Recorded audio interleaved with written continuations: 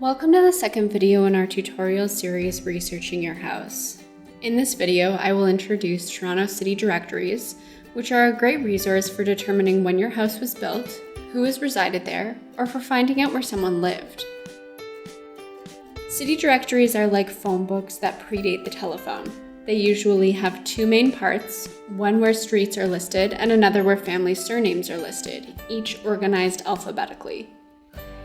Information in these directories were usually compiled the previous year, so the information reflects the year previous to the publication date.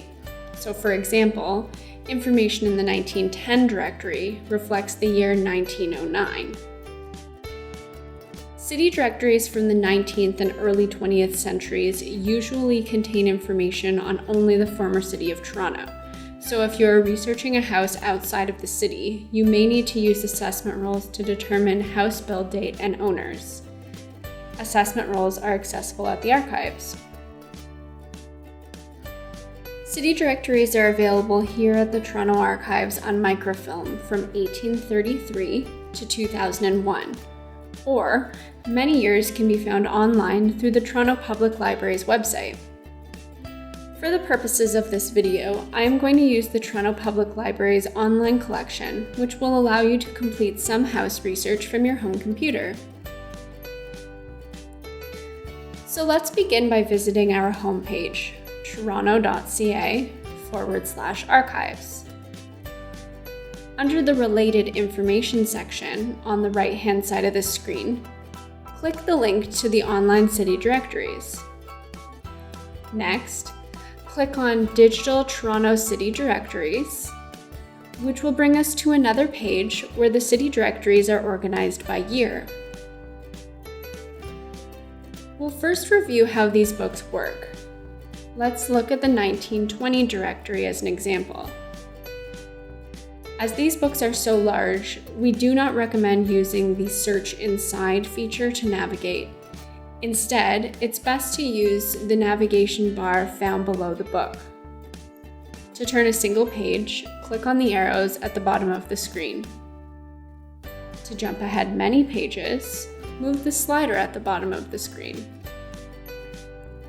The Toggle Full Screen View button at the bottom right-hand corner will enlarge the book. You can also use the magnifying glass buttons to zoom in or out. At the beginning of the book, you'll find a general index. Use this index to look up what page the street directory begins on, and then use the slider at the bottom of the screen to turn to that page. Make sure that you are looking at the page numbers on the actual book, as the page numbers on the database don't always match up.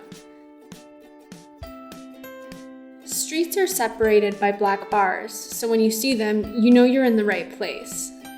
Under each street name, you'll see a list of numbers indicating street address. Beside each number is the name of the occupant.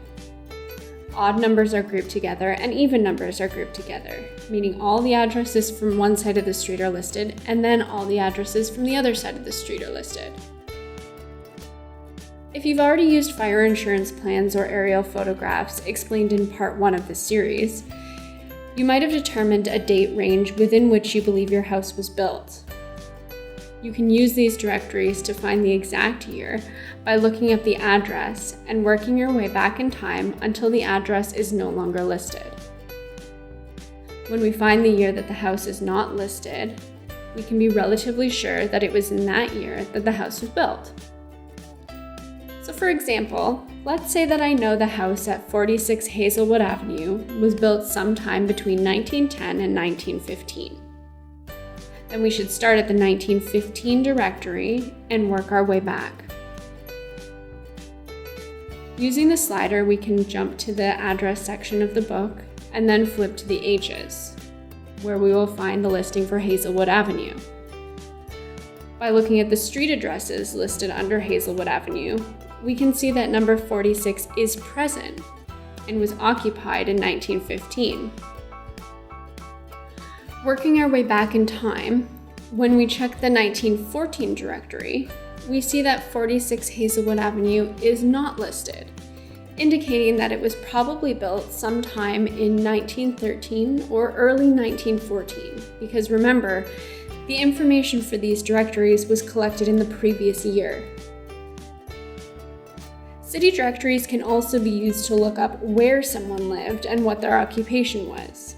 If we look at the general index again, we can look up the alphabetical list of names and use the slider to navigate to that part of the book. Simply look up the family name to find their address and occupation. For example, if we want to look up Ralph Andrews, we can look under Andrews and find that he was a clerk at the T. Eaton Company and that he lived at 69A Eaglewood Avenue. There are other smaller sections in the city directories, like lists of businesses by type, advertisements, and resident listings for the suburbs, so explore the book and see what else you can find that interests you. And if you encounter any stumbling blocks, please feel free to contact reference staff here at the archives, either by phone, email, or an in-person visit. We are always happy to help. Thank you for watching the second video in our tutorial series, Researching Your House. Continue this series to learn more tips on unlocking the history of your home. Thank you for watching, and happy searching!